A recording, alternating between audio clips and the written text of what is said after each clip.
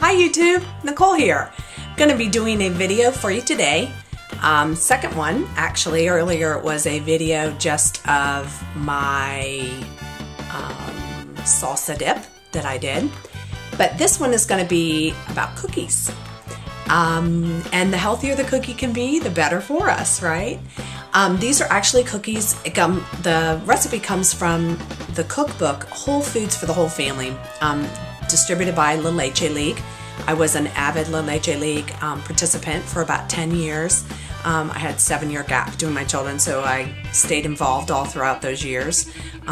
We nurse our children for quite a long time, and it was a blessed time in my life.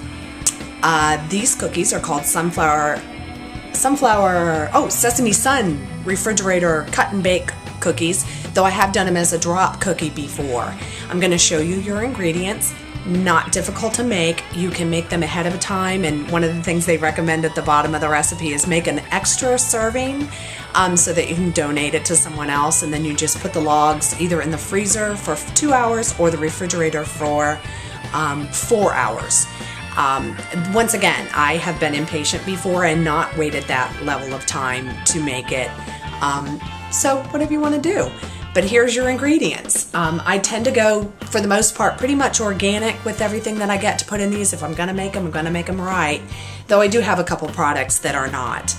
Okay, first of all, what you will need, and I get this at a bulk store, is some sesame seeds. You will need sunflower seeds, and I have these just by the dozen. I get those all the time.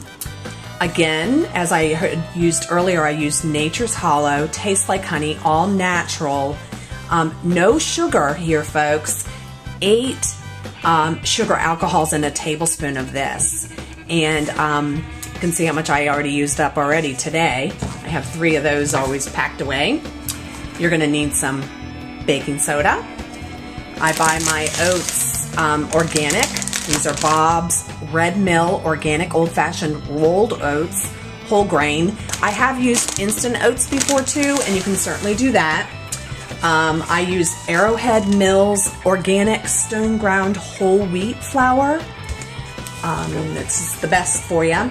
This is where I don't have organic. I'm using butter from Smart Foods. I'm waiting for that to soften up before we can get going.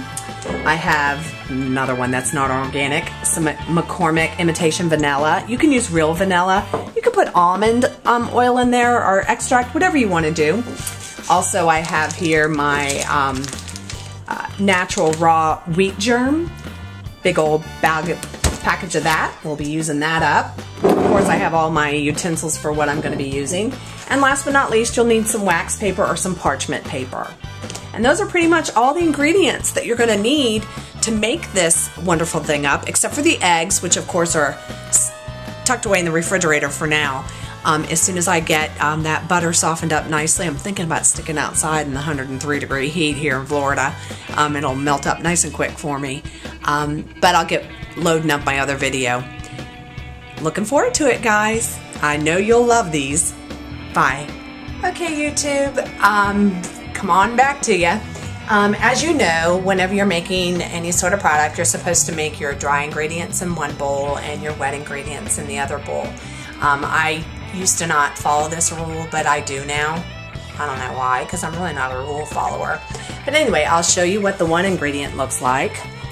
That would be your eggs and your honey and your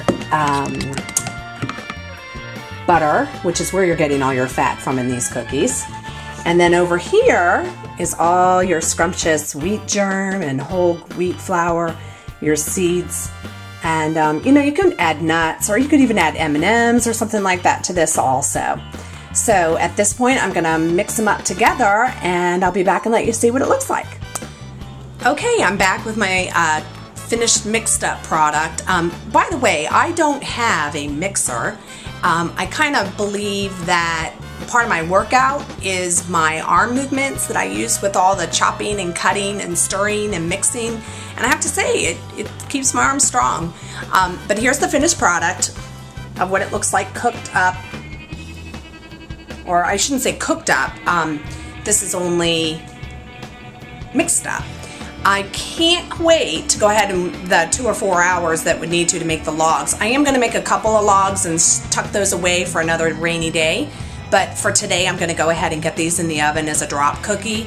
I haven't really noticed a big difference doing it one way or the other. I think it might be a little crisper when you put them in the freezer for a couple hours or in the fridge for 4, but I find that I love it the way it is. So I'm going to cook these up for a happy girl when she comes home from swim practice, and for Mom too, so I can have a little snack later this evening. Hope you enjoy these. I'll let you see the finished product when they get out of the oven. Okay, there they are.